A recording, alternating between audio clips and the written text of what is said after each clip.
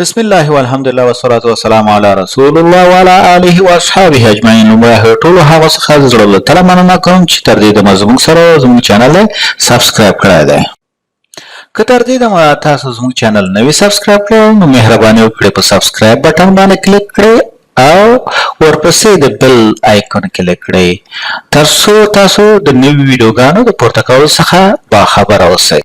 که مو ویډیو خوښه شوه نو په لایک بټن باندې کلیک وکړئ، د نورو سره د شریکولو لپاره په شیر بټن کلیک وکړئ تر څو هغوی هم ترېنه ګټه پورته کړي.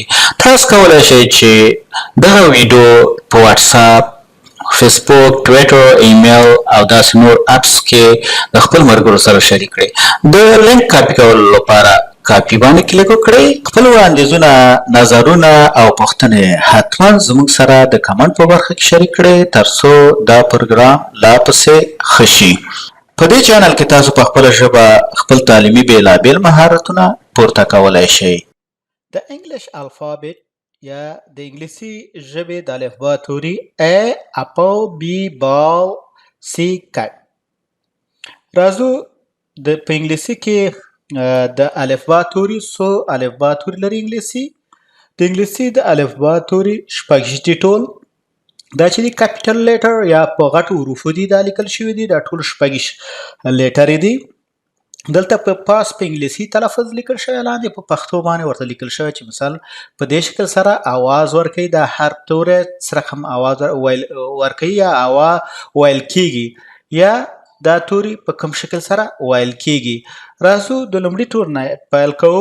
A B C D E F G H I J K L M N O P Q R S T U V W X Y Z یا Z.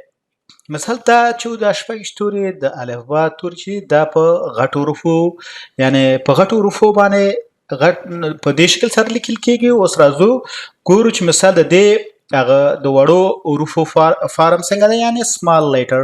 هغه مثال کاپیټل لیټر، دا اوس مثال سمال لیټر.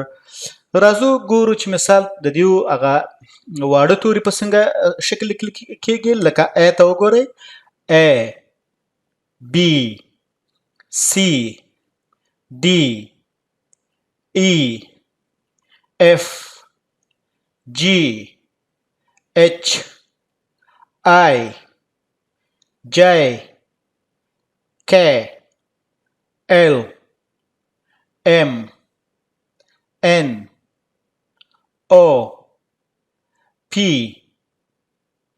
Q R S T U V W X Y Z یا Z.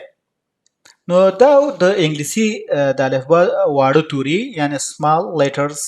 نو دا هغه واړه شکلونه دي چې مثال په واړو شکلو باندې سره رقم لیکېږي او په وړو بڼه باندې په دې شکل سره لیکېږي او تلفظ یې عین شی هماغه یو شان تلفظ دی.